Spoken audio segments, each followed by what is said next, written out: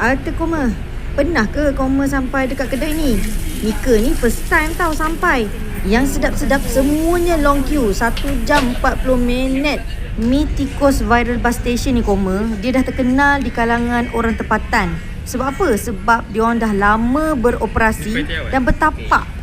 Juga dah berganti generasi. Masakan Cina Muslim ni pula mendapat sambutan sehingga hari ini.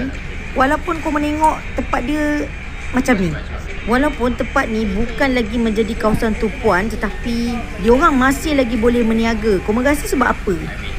Tentulah sebab sedap kan? Mi sup, wonton sup, segala yang sup-sup je kita orang mampu tunggu. So kita order sup-sup aja. Tapi nak dikatakan rezeki, adik Ipa yang sampai awal dah order wonton goreng. So kita dapat rasa memang padu guys. Rasa macam char kway teow pun ada. Orang lama Ipoh mesti tahu dekat mana. Lokasi dia di stesen bas Ipoh bertentangan dengan Medan Keep.